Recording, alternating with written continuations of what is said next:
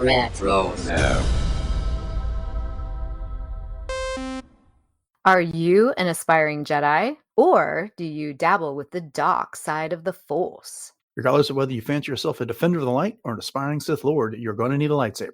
Podcast Stardust is pleased to partner with Saber Masters, the creators of high-quality, durable, and affordable lightsabers. Saber Masters is preparing to launch the Ultimate Lightsaber 2.0, and right now you can get 2 for the price of 1. So, check out the link in our show notes and go get your Ultimate Lightsabers from Saber Masters. And don't forget to use our referral code Stardust to save $10 at checkout. And each purchase using our referral code helps support Podcast Stardust. Hi, this is Vanessa Marshall, voice of Hera and Rook Cast, and you're listening to Dennis and Jay on Podcast Stardust. Their behavior is continually unexpected.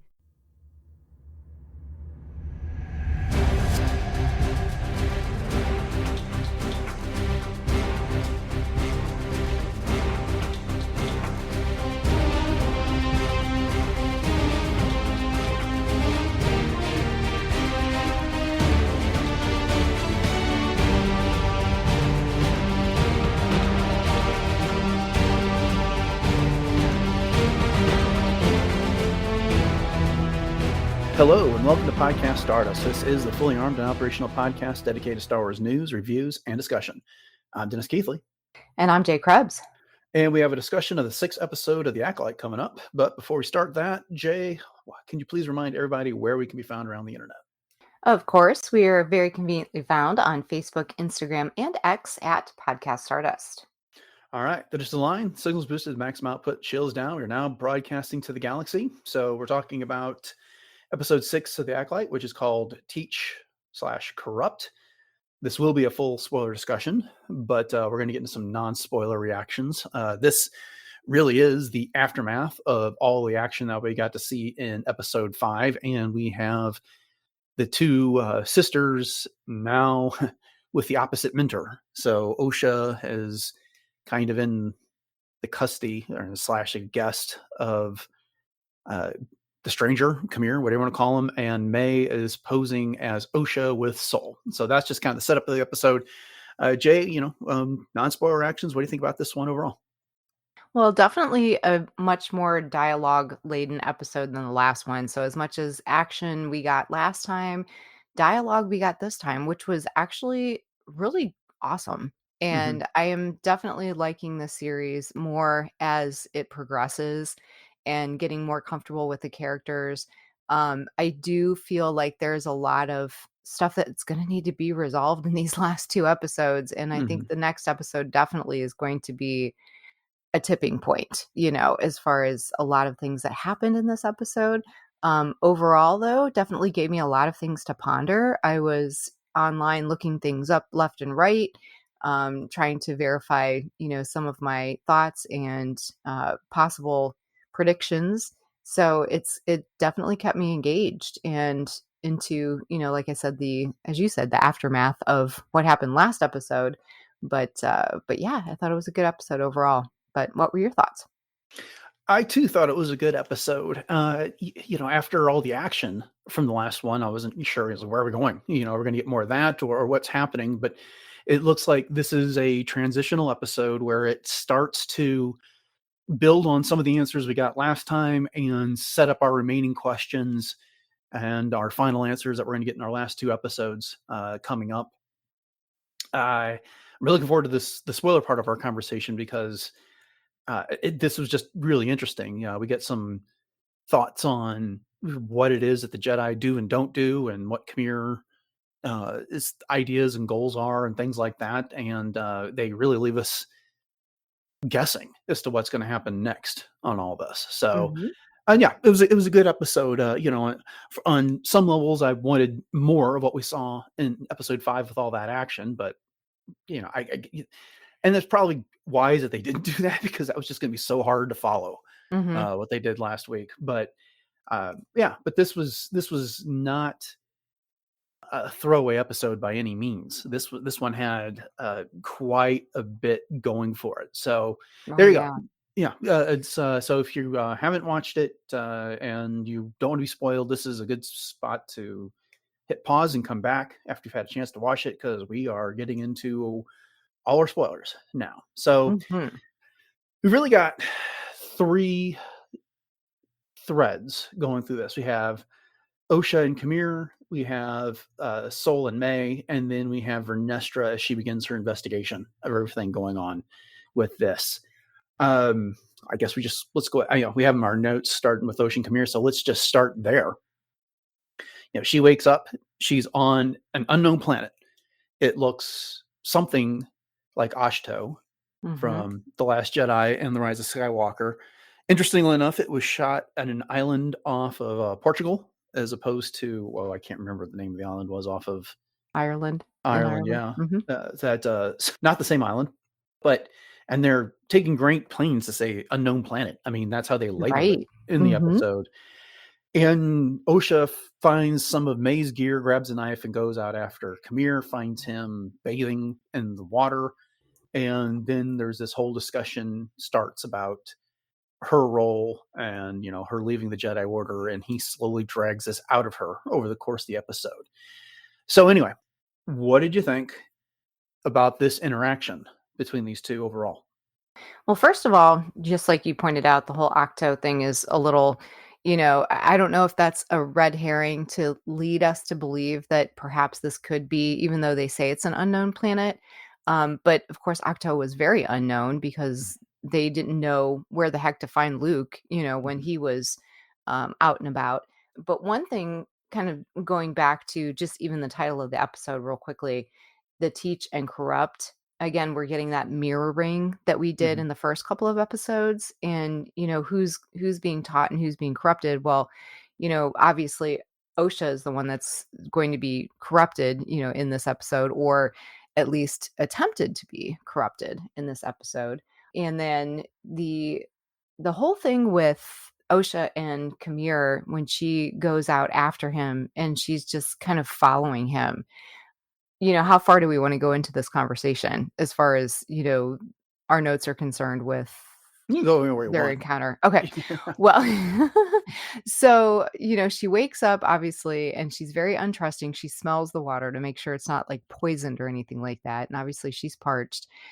She goes out onto this little beach and we see these little creatures. They did kind of remind me of mini versions of the sirens, the creatures that Luke milked, Yeah, they when call he them was. Skura on StarWars.com. Okay. Yeah, Yeah. I see that in our notes. You have their part anteater, part duck. That's Yeah, a that was the yeah. description in the trivia guide for the episode. That's very good one. Mhm. So when she follows him out and he goes to that pool to bathe, first of all, I was very surprised that they alluded to the fact that he was like full birthday suit, kind Mhm. of a thing. And she's just watching him. And then their interaction after that, he's so calm and he's so, just very measured in the things that he says to her, and it's very unsettling in a lot of Mhm. ways, and I think that Osha feels that unsettling, of course, when she's interacting with him, but then, we see that scar on his back, and of course, that's gonna lead us to believe that it looked like a whip to me. Mhm. Yeah. So, yeah, what kind of whip? An actual whip, or could that have been a light whip? Is the first thing that I thought of. So I'll stop there and stop Yeah. rattling. But what were your initial thoughts? Okay, so you brought up a couple things I want to react to. First off, the title, Teach and Corrupt. Uh, I think that could probably be applied to both our main 2 storylines, whether we're talking about Osha and Qimir or Mae and Sol. Because as Osha is talking to Qimir in this episode, she keeps saying, "I'm not going to let you corrupt me. You Mhm. corrupted my sister. I'm not going to let you that happen." But from Qamir's perspective, he's like teaching her Mhm. that there's more than one way to channel the Force, that there's not just the Jedi's way of doing things. And so, at least for this storyline, it's a very big perspective, because Osha still believes in the teachings of the Jedi Order. She said throughout this entire series, "I put my faith in the Jedi." Mhm. And at one point, before they were going after Master Kelnaka, she when Sol says that they're going to take her on this mission, and and she's like, "Oh, it's a Jedi," and he's like, "No, not yet," and she was disappointed in that. So she still very much identifies with them and the light and their use of the Force. And meanwhile, Qimir is trying to teach her an alternate way of Mhm. doing things. As for this being Ahch-to, I really don't think it is. I keep I, I think keep thinking back to like the Force Awakens when we were getting previews of that and we saw a desert planet and we all thought, "Oh, is that Tatooine?" Well, no, it was Jakku. Sure. And Mhm. so they reuse environments throughout this, throughout Star Wars and stuff like that. And there's no pork. Yeah, I mean Right. Yeah, that's that would have that's been a dead giveaway. yeah. I mean it's not definitive, and there could be other islands on Ahch-to as well. And so it doesn't have to be that they're all inhabited by Porg, but they specifically gave us this new critter. And, Mhm. anyway, so it could be, but at least for the moment, I'm leaning towards it's not. This is just some other place that Qimir knows about and hides out on. So, anyways, Mhm. there's that. Also, we didn't see any caretakers or any huts or villages and stuff like that. And, we know from Luke that Jedi had been coming there for thousands of years, Mhm. if that was Ahch-to. Yeah, and not to skip ahead too much, but then Mm. we see that cortosis vein as well, Mhm. which was in the cave. So Right. So, okay, let's talk a bit about this conversation. Osha comes up behind him while he's swimming, she's or bathing, and she's watching him, and then he grabs the lightsaber, and Qamir's aware that she's there, and then his response is like, "Feels good, doesn't it? To hold one of those." And she didn't get to keep hers when she left the order. And then as they are going throughout this episode, they end up back in the cave, and one point, and they're having this conversation, and he's saying things like, "You're wondering if it's honorable to kill me like this." And it's one thing when it's in the heat of the battle, and you're fighting to save your life, but here he is, he's unarmed, and that's not the Jedi way. And then he's like, "You're wondering if I and now you're wondering if I can read your mind, and I can't, but your anger betrays your thoughts," which I thought was actually pretty cool, because that reminded me a lot of when Luke and Vader were fighting in Return of the Jedi. mhm, mhm. And Vader is like, you're kind of seems to be probing Luke's mind, and I think that kind of adds some perspective to that scene. It's not, and maybe he was, but a lot of what Vader was getting was reading emotion as much as anything. Right. And so, even though there were some specific thoughts, "Oh, your sister, you have a twin sister," that is very specific. I don't know, you get from anger or whatever like that. But anyway, it's this, it's very much reflective of this Sith ideology of where you get power, anger, fear, and that type of thing. And he even leans into it farther by talking about stuff like desire and such. Right. So, but yeah, so the way he's, what do you think it is? Do you think it is a corruption, or do you really think it is teaching in this case? I think for, from Kamir's point of view, he's seeing it as teaching because he's very measured in this. And he even says at some point that he he really messed things up with May. Hmm. He tried to go about her teaching in a rushed and kind of a wrong way. And so now he's got a second chance with Osha, and I think that he's a lot more deliberate with the things that he says. But there's definitely, again, a lot of mirroring, as you pointed out, with the dialogue and some of the things that happen here that we see in other parts of Star Wars. And so I think that, I have to give really big kudos to the writers and to, the story, in that it does definitely keep with that whole notion of, from a certain point of view. He feels like he's doing one thing, and he even says to Osha, "Rules, rules, rules." The Jedi always have their rules. So, when you were talking about being honorable to kill him like this, being so vulnerable, Hmm. it was not the Jedi way, and that these are the rules that were holding her back. So, I Hmm. think, he felt like he was teaching her. Yeah. And it's interesting because he's clearly blown it with May and his opportunity there, and so now he's turned to Osha for this. Little interesting that there doesn't seem to be any concern or urgency on his part that Yeah. Sol and Mae are still alive and out Right. there, because the whole thing was, anyone who sees my face has to die. And now he, instead of going after them back on Khofar, I think that's the name of that planet, he is, he's taken Mae to this, or Osha rather, to this entirely other planet to try and convert her into a new pupil. One of the things he says to her, she says something about, Osha says that, Master Soul will find me his strength in the Force is powerful. And his response is that, you think that's his strength? It's your strength, Osha. Someone ought to teach you that. And then, later she asks like that, what do you mean my strength in the Fourth? And he says exactly that. And Osha's response is, without training, your abilities in the Force fade. And Qimir keeps pushing back on that. This is like all Jedi dogma when it comes down to, Mhm. that's what the Jedi taught you. And this is when he gets into the, there are other ways, below the surface of consciousness are powerful emotions, anger, fear, loss, desire. And then they get into this whole bit about, so we're kind of treading some of the same ground as we had in the last episode. And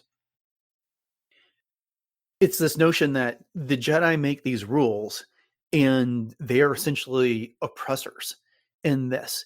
But I don't know that he really gives me any good reason to buy that argument in this one.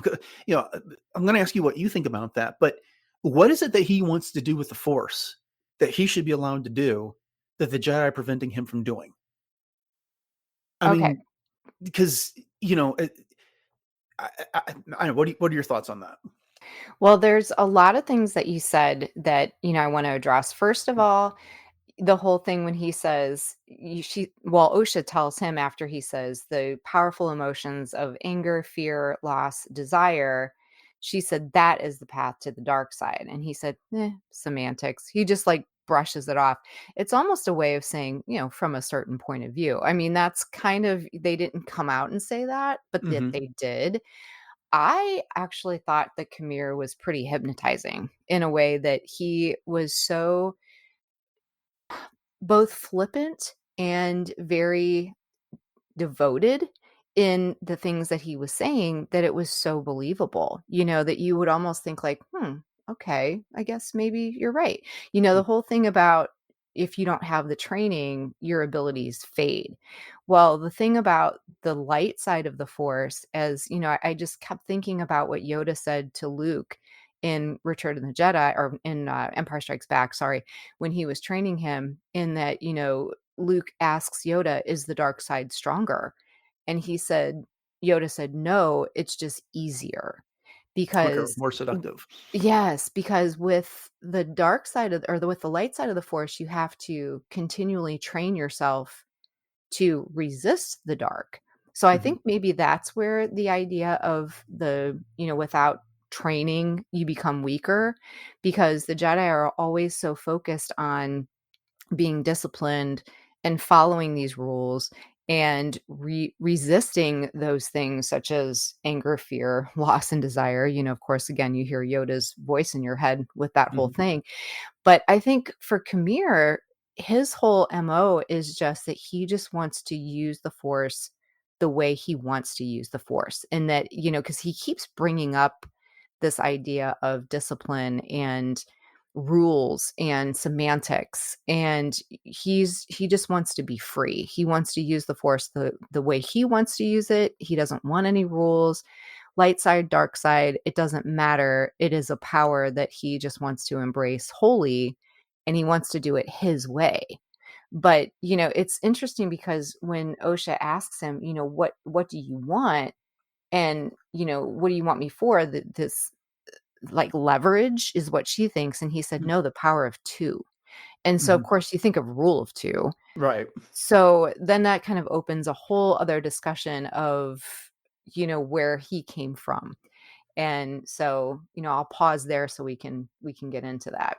Oh, and apparently he was a Jedi at one Mhm. point. He says was a long time ago, a very long time ago, is what he says. And so so listening to you talk about this makes me think it's okay. He wants to use to me, this is where his sales pitch kind of falters and fails Mhm. on this, because he's talking about these alternate sources of power, but I don't think he's really getting at, you know, what does it mean to just use the Force the way he wants to? He wants to do it his way. Mhm. Well, the only thing we've seen of his way is to kill a bunch of people, right? Mhm. And he's alluding to the source of the power, but I think what he's probably trying to say is that, the Jedi have all these rules, and one that we know of that they haven't mentioned at all in the show is no attachments. Mhm. And one of the things he's talking about here is desire, and he even brings up the special relationship between a teacher and a pupil in this case, Mhm. and in response to what Osha was talking about, soul. So I think what it is, and I'm guessing at some point he was in the Jedi Order and he may have gotten kicked out or dropped because of an attachment of his wanting to love something, maybe an Anakin type tragedy type of a Mhm. thing. What was going Mhm. on there, and that led him to leave. And we still have the lingering, it could be, from the last episode, don't you recognize me, when he was talking to Soul. Right. So there's that hovering over all of this. Okay, we're over halfway through what we normally do for one of these episodes, so I want to kind of wrap this up a little bit and then get on to Mae and Sol. But we get to the last couple scenes with Osha and Qimir, and she's like leaving the cave. And then he says, didn't you forget something? And you were here to do something, so do it. And, he basically dares her to kill her with the lightsaber. And that, she responds with, Jedi don't attack the unarmed. And why do you think yourself as a Jedi that didn't want you? That isn't true. I left. And he says, why? Because I chose to. And are you sure of that? What are you feeling right now? This is anger, this pain. This is who you are. The Jedi saw it, and that is why they threw you away. According to Qimir, it's the use of these emotions that they're not supposed to have. And her response is a violent one. She ignites the lightsaber and says, because I failed. And then he answers, I understand I lost everything, Osha, but when you lose everything, that's when you are finally free. And yeah, because you have nothing left to lose, right? Right. So Osha turns off the saber, lets him up. And then this is followed up with him, and you alluded to this earlier, working on his helmet. And he explains the cortosis about how it's handy against lightsabers, but it also asks us some sort of sensory deprivation. And initially she refuses to put it on, but then she does. And this episode ends with the, heavy breathing by Osha. I'm like, as we get like from inside the helmet, that perspective is like, we brought up Darth Vader once. It's like, this is Vader Right. all over again Yeah, here. exactly. So, Exactly. I thought the same thing. So you brought up a couple of things, mhm, with Qimir, and he well, first of all, Osha brings up the fact that, "You murdered my friends," and he said, "No, I killed Jedi, those mhm, that threatened my existence." So once again, like we were talking about last episode, yes, he wants to use the Force the way that he sees fit, but what is his ultimate goal? What is he doing? And that's something we just don't know right at the moment, but as soon as Osha ignites that blade, it's like, "Oh, crap." You know? mhm, That's always the first thing is the red blade is the first sign that, "Oh, no," "There could be this temptation, and are they going this far?" But I like your idea of the fact that he was denied attachment, and so that's what maybe pushed him over the edge. And, we keep getting kind of skipping ahead to when Saul is talking to May and they keep getting interrupted. And he's going to tell her the whole story. The whole getting thrown away thing, Khmer felt the same kind of loss. But what's interesting, I think, about once again, this is like a Empire Strikes Back reference is that when he's talking about this helmet, he said it's just you and the Force and whatever you bring with you. mhm. I instantly thought of the cave Yeah. on, Empire Strikes Back, and that's exactly what Yoda tells Luke is, when Luke says, "What's in there?" and he said, "Only what you take with you." So I was like, "Oh, okay, this is good." These little references to other things, even though it's mirrored light side, dark side, it's that whole once again, teach and corrupt. What is what? Is he teaching her? Is he corrupting her? It's semantics, Mhm. as he said. So very, very good way to do that. Yeah, very, very chilling end to this episode Yes, for certain. for Okay. sure. Well, let's move on to the other parts of the story, and then if we have time left, we can come back to this if we want to. But so Sol and May, they leave Khofar. He's trying to get a transmission to the Jedi on Coruscant. He's emergency code 0, and his whole team's been killed, but it keeps breaking up. And we've got Mae on board impersonating Osha. And along the way, the power goes out. She goes to fix it. She finds Pip, because Basil is also on board, and put Pip kind of in his little control socket. She does a factory reset on him after I know. Poor Pip guy. causes grease to get squirted in her face. And she's going about impersonating Mae. And at no point does she ever try to get the drop on Sol here throughout this. Mhm. Eventually, there's a bit of a confrontation over what happened in the past.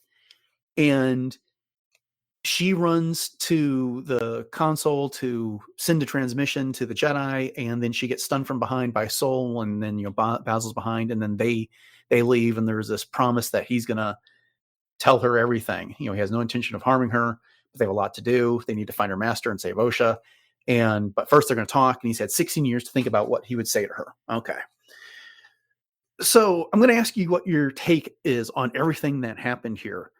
Was Mae on board looking for that right moment to strike? Because it doesn't seem like she really took any steps towards that. Or was she trying to impersonate Osha in hopes of eventually getting away and doing her own thing? At what point do you think Sol figured out that was Mae and not Osha? So, there's some general questions to kind of start the discussion. Okay, so to address your first question, there Mhm. was that one part right at the very beginning of their flight together that Mae did pull out her knife, her dagger, Mhm. and she was sort of approaching Sol very slowly. So I thought maybe she would try to get the drop, as you said, on him at that point, and then all of a sudden Sol just says, "Take the wheel." And so she was kind of caught, so to speak, even though he didn't know what her intentions were gonna be. So I think she may have wanted to do it then. Um, or maybe I mean, why else would she have pulled her dagger? You know what I mean? Because Mhm. that's pretty out there. But to answer another one of your questions, I think for Sol, he figured out that it was Mae when they were having the conversation about Pip, which is so sad. I hope Osha has backup files or something Right. because poor little Pip. But at any rate, I think it was when he was talking to her about Pip because he says, you know, you've always loved that droid, or I can't remember exactly what he said, but he said you take care of Pip like a person almost. And then Mae says, "Well, I was always like that." But the thing of it is that she put the top of Pip on top of just like any old droid. And if I remember correctly, actual Pip was customized. You know what I mean? Like Mhm. the bottom of it looked different, and it had, I don't know if it was like drawings or stickers or or whatever all over it. So I think that's when he figured it out. And obviously little Basil knew it the whole time, but why didn't Basil just go straight to Soul and, try to I don't know if he needed to do like a drawing or because unfortunately the only person that was able to understand him was Jord, and he's now dead. Yeah. Okay. So, see, I'm still not certain when I don't have a definitive answer when Sol realized that was not Osha, that was Mae. And I think you brought up a very good possibility that it was when they were talking about Pip. But then, there was also this, she runs off, and then we see Basil right behind Sol after he stuns her. And so, did Basil somehow communicate that? Is Oh, was that's one of true. the Maybe he thoughts. did Right. actually.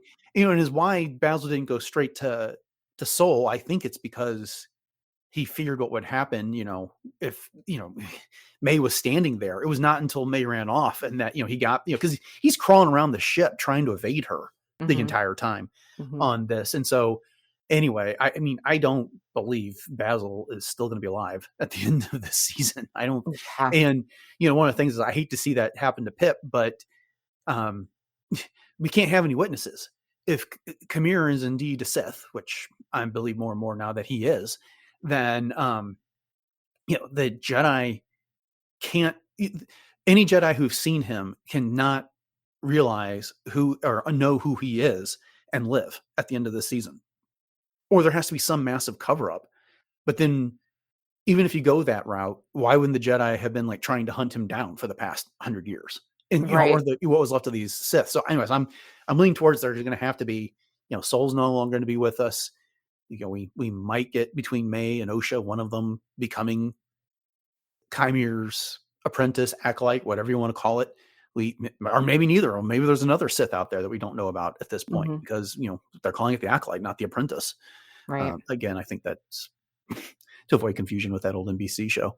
But at any rate, But, but to your point, not to interrupt you, but go ahead. they've really taken great pains to avoid that word Hmm. because they've used pupil, they've used student, they've used, everything but apprentice. And, normally we hear that even in Star Wars Master and Apprentice. I mean, Hmm. that's just the way of it. So, I'm still kind of landing on the idea that Qimir is sort of a mirror of Asajj Ventress in the way that, he maybe wasn't an actual rule of two kind of apprentice to a Sith, that Hmm. perhaps he was one, sort of on the outside, almost like, again, Asajj Ventress, or what Vader tried to do with Luke was to turn him to the dark side and then overthrow Palpatine. You know what I mean? So Yeah, he was more of a pawn than anything else. But yeah, I'm yeah. I with mean, you with Soul. He's I think his fate is kind of sealed at this point. yeah. I would not be surprised if at some point we end up with three people in a room and two are going to merge. A Mhm. master and apprentice of some sort, and whoever loses is dead. But yeah, we'll see how that plays out on this whole thing when it's over. But there's a lot of stuff going on. Okay, just as a side, how cool is this ship that they're in? Oh, yeah. Um, I'm not even. I think it's called like the Polon or something like that. But cool ship. It splits in half. It's kind of the a precursor to the Jedi ships that we see in the prequels, where you have a fighter that goes up to a hyperspace docking ring and then Mhm. goes to hyperspace. Except for this is just a two-part ship, and the front detaches from the hyperspace capable portion and lands on the planet, and then they reattach. But anyways, I just wanted to mention that I thought that ship was pretty cool. It's very cool. But Soul starts to break down over the course of this episode. After they kind of get settled in the ship and they take off, he leaves the cockpit and then he has an emotional moment, Mhm. and he tells Mae that at one point he gives her a big hug and says that man corrupted your sister, and that he pushed Soul to a place that he just trails off. He doesn't even finish the thought. But now it's time to make things right and face the High Council, and to tell them everything that happened. So this is what they've been teasing us now for episodes, this story. Mhm. Mhm. So I don't know. I kind of feel like the next episode, I thought this episode actually was going to be a flashback, similar to what we got with episode 3, when we got to learn the history of the witches that Mhm. Osha and Mae came from. So I feel like we still have that in our future. But they have this conversation again, and they started up again. And you were talking about this with when Soul notices Pip, and uh, you know Mae says, "Well, I've always been like that. I had to lose a lot of myself to become a Jedi, even if I didn't know it at the time." And Soul's response was, "I'm sorry if you felt that way." And Mae says, "How could I feel any other way? Have you told me everything that happened on Brendock?" And then there's this back and forth, and it's like, you're very young, but I'm not now. You can tell me. And that's when the ship powers up. Soul falters, and that's when Mae runs to send out the transmission, and you kind of get the impression that she's going to spill the beans on Soul at that point. She doesn't attack him. Mhm. And so that's what I've been just kind of wondering about this, is like, exactly what was her intention? Was it this notion that, you know, kill a Jedi without a weapon that we got earlier in the series? Well, I think it shifted over the Mhm. course of the episode because, like I said, she was approaching him from behind with the dagger in her hand, and then I think with everything that had kind of gone on during the rest of this episode, that she has a different outlook on things. Like, she wants to know what happened on Brendock now. So Mhm. she doesn't want to do anything to Soul just yet, just because the fact that she wants to know, she needs that closure. And, it's like a Jedi cover up. Like, what the heck is going on?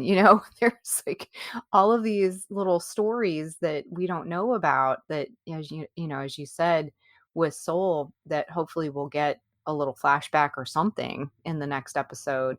But it was a little annoying, I will admit, that just when they were getting to the meat of the conversation and Soul was getting ready to tell her what was going on, like, conveniently the power goes off and then conveniently the power comes back on, so it was, I don't know, I just Mhm. felt like that was a little clumsy in, the way Convenient. that was, yes.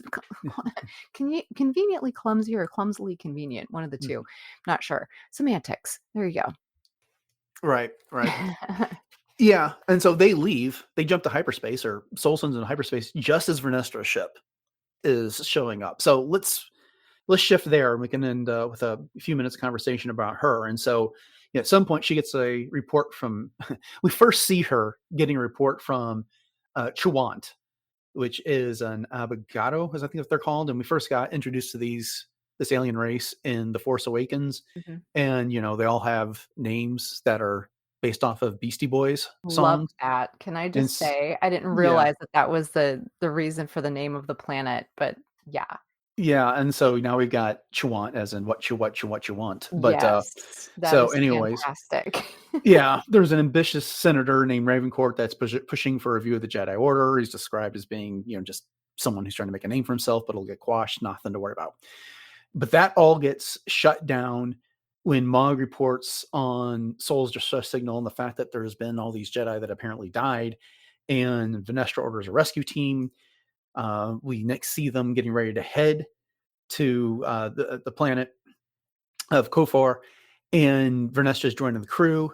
And there's this reference made to her having trouble with hyperspace travel, that she gets nauseous, and she refutes that. She just is like uncomfortable. Well, okay, refresh my memory. I don't know that it was so much that she got sick or nauseous, is that she would experience those visions Right. when she was in hyperspace. When from all the Yes. times read in the High Republic books.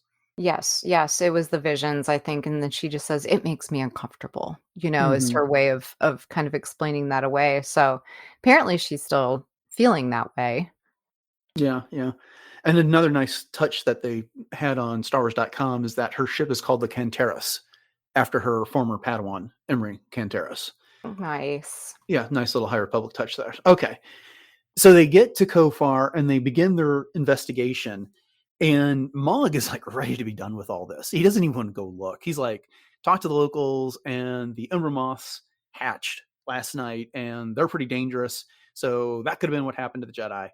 And Vernestra just plows on into the woods, and then they Mhm. start finding the body of the Jedi, Jecki and Yord, and they see no signs of Osha or Mae. Vernestra asks Mog what he sees, and he says, explosion in a battle, one versus many. His power must have been extraordinary. His skills erratic. His sole aim was to leave no survivor. So there's making a lot of deductions out of what he sees there. And then this is we finally get to see Vernestra use the light whip, because one of those Umber Moths comes into attack, and she just pulls out her saber, converts it to whip, and kills the thing over her shoulder. So that Yeah, was and didn't kind of even a look. right. But then they're teasing that there's the suspicion that Soul's responsible for all of this, Mhm. because they can't find his body. And and Mog's question is who else possesses the power to slay such a strong group? And Vernestra's response to that's quite the accusation. And but then they ask, if he did this, why would he send us a distress signal? So they're going back to the ship, and that's where we leave them. Okay, so I've summarized that entire portion of the episode, and all these things have been intermingled, but I thought it was just easier to talk about them individually. Uh, Sure. what did you think about Vernestra's portion of the story? Well, I'm not super happy with the portrayal of Vernestra in this series.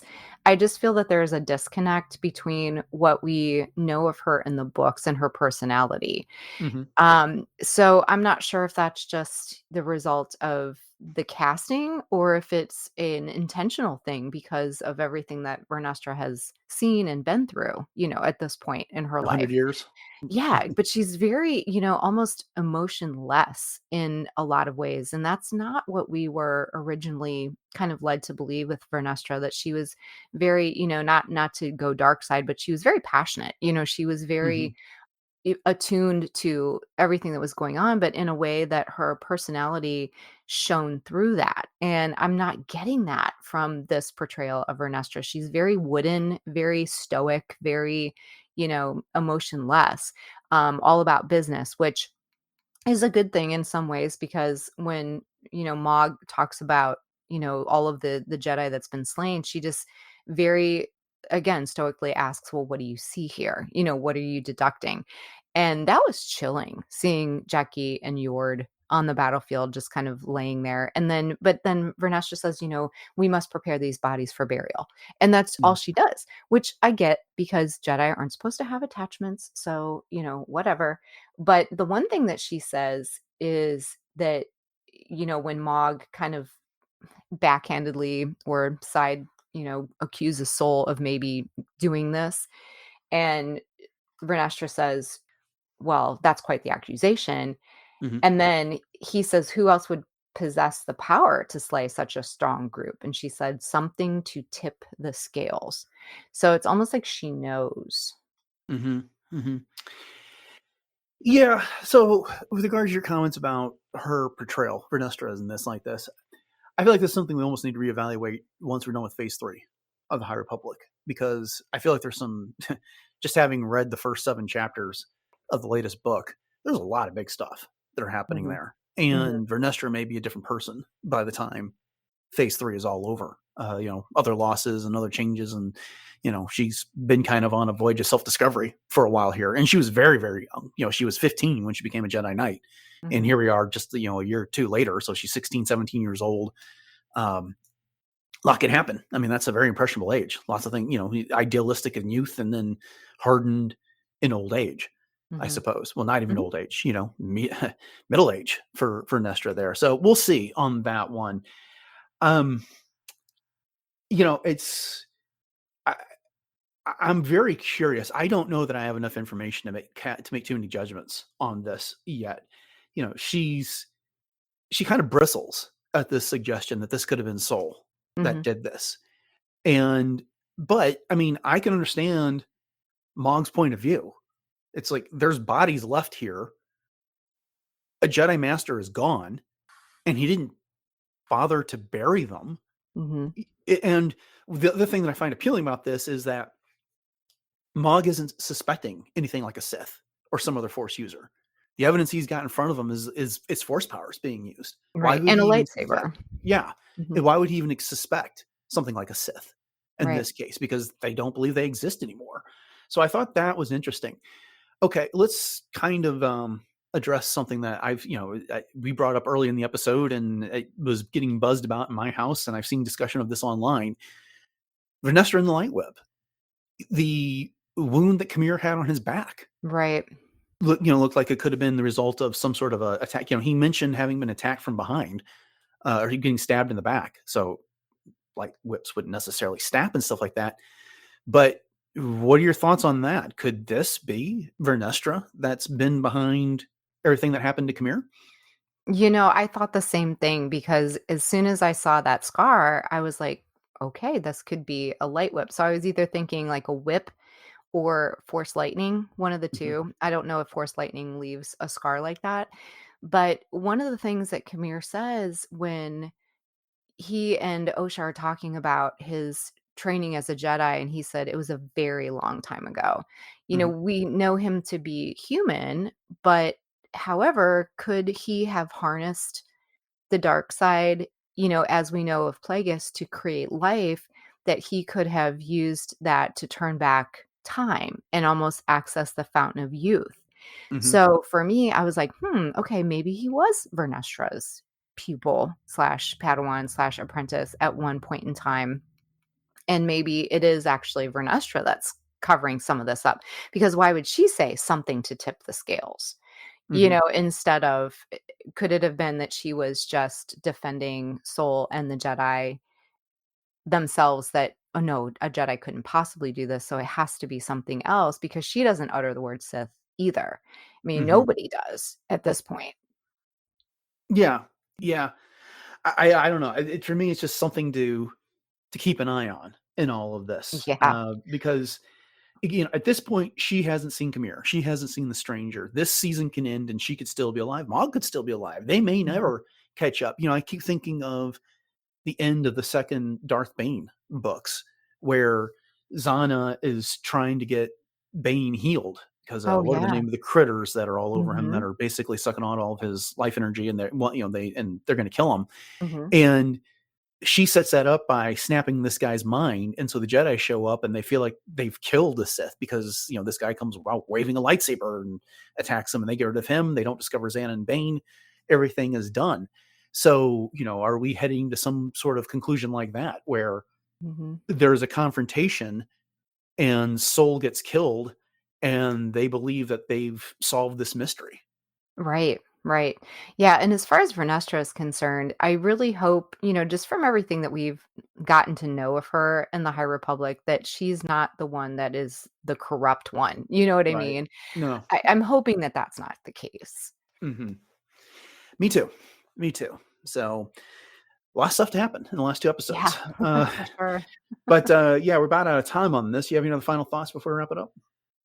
Not really. I mean, I think we've pretty much kind of covered everything, but again, I just think Khmer is a very believable Sith. You know what I mean? Like he's Hmm. very manipulative. He's very measured. He kind of gives me that Palpatine vibe in that he's very patient. He's playing a long game as Hmm. opposed to doing something. And I think that he learned that after May, that maybe he did rush things too much with her. Hmm. But Yeah. yeah, I'm very interested to see where this is going to go. Yeah. And he's figured out how to make a much more appealing argument to Osha. Mhm. That's for certain. Right.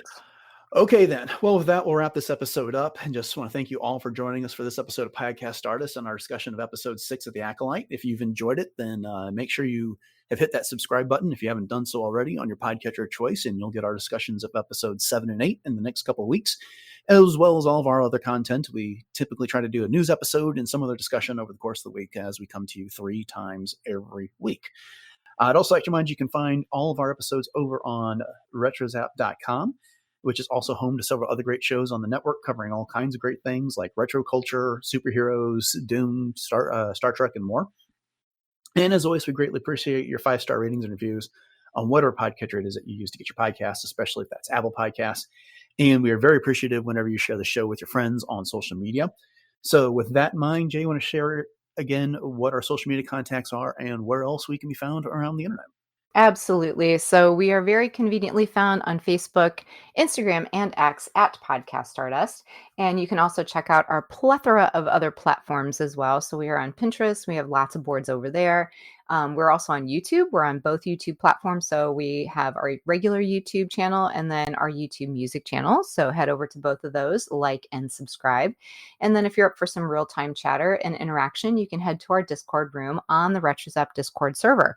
So you will find our show as well as all of the other amazing Richard Zapp shows over there, as well as Dennis was running down.